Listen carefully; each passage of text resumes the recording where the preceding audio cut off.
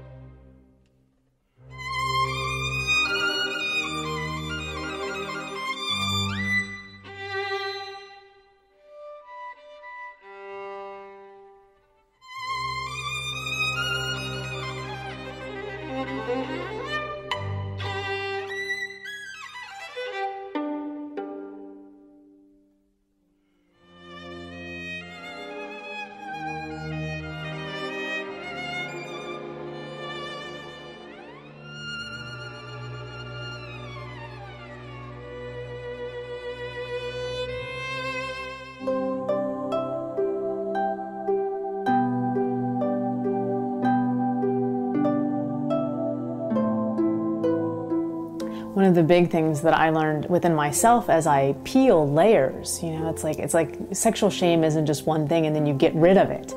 It's as if there's layers to it.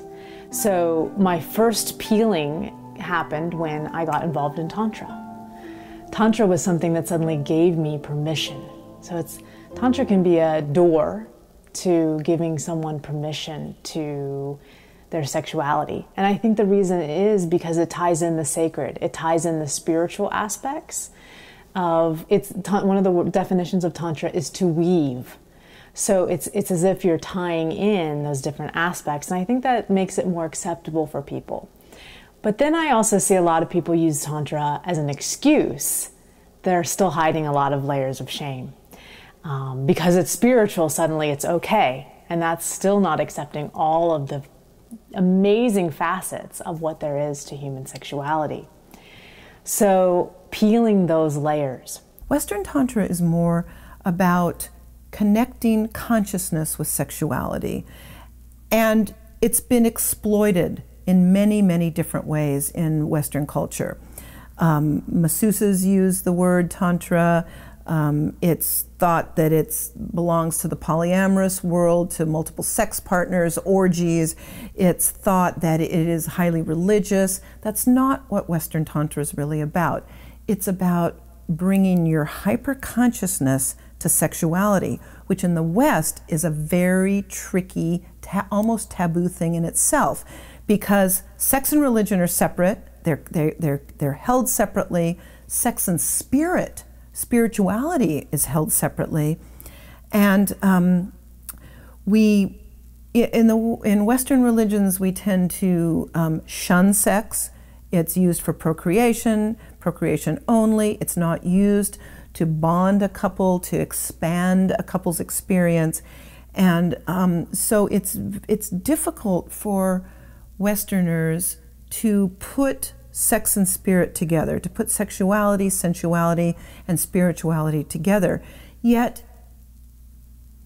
it's sort of a no-brainer. There's 4 different types of sexuality that I like to look at when I look at sexual shame.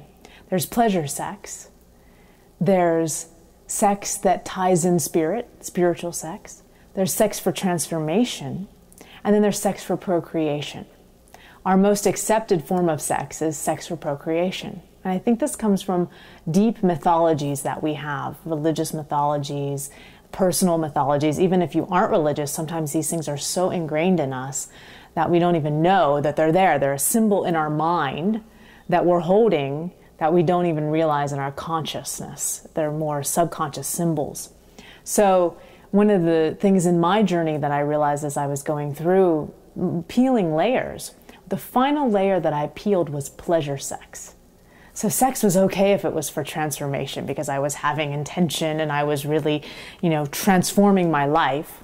Sex was okay if it was spiritual because I was connecting with something higher than myself. I was connecting with God. Sex was okay if it was for procreation because that, of course, was most accepted. And I would have these fantastic orgasms from thinking about making children. Like that was like the ultimate orgasm. And I figured out that it was because I'm hiding my pleasure. I still had shame about owning the fact that I'm a woman and I want sexual pleasure. And when I hit that key piece, it was so huge for me because it was like I could own my pleasure finally. I could go, you know what? I don't need transformation. I don't need spirituality. I don't need to procreate. I can just do this because it feels good. And wow, the sex I had after that was just fantastic because suddenly I was owning that I could do this for pleasure and that that's a part of our human sexuality and that there was no reason for me to have guilt and there was no reason for me to have shame. But what I had to do to get there was get into some of the symbols that were going on in my head, some of the mythologies that I had around growing up Catholic and learning that, it's okay here, but it's not okay here. And don't touch yourself. And, when I was first discovering masturbation and discovering this in my body, I had a lot of shame around it. When I found out that it wasn't something that we did.